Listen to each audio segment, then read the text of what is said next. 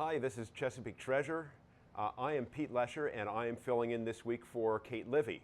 And today we're filming outside for the first time and featuring one of the larger pieces in our collection, aside from boats, the figurehead from the schooner yacht Freedom.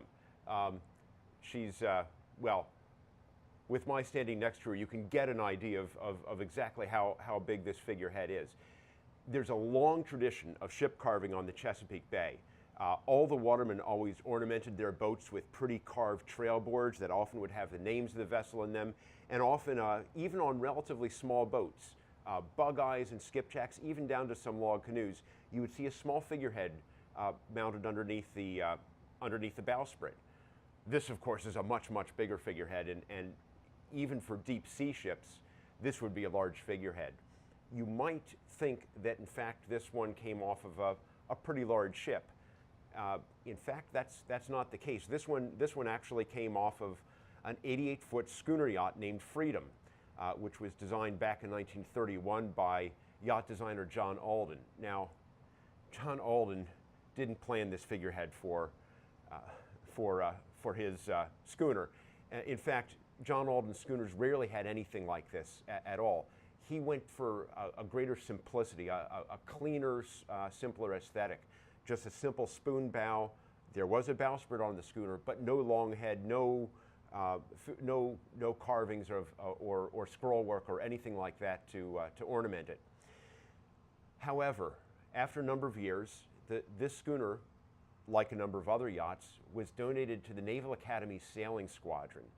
And one of the captains over the years of Freedom, one of the captains assigned to Freedom, decided that Freedom needed a figurehead. And so he went to the pattern maker at the yard, a man by the name of John M. Cook, and asked for him to carve a figurehead of a lady, a figure of Freedom, anthropomorphized figure as a woman, as often Freedom is done in other statuary. And he said, you know, since this is for the midshipmen at the Naval Academy, we ought to make her pretty buxom. And well, you can see how far he went with this idea. So they mounted this on Freedom, and for a number of years, Freedom had this figurehead mounted to the bow. We've got some pictures of her showing that in fact, with this in place. There came a time, this was about 1950, this went on the boat. There was a time, though, in the early 60s that a subsequent captain of Freedom said, you know, this thing is too big and too awkward and adds too much weight to the bow, and so they took it off and they put it in the Naval Academy's museum. And the midshipmen apparently decided that if you rubbed Freedom in a certain way, that you might get good luck on your exams.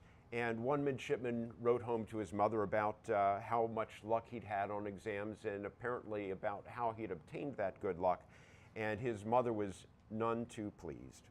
And she wrote to the superintendent of the academy, and the superintendent ordered this removed away from the academy. And so that's when it came to Chesapeake Bay Maritime Museum, all the way back in 1966, when we were a fairly new museum.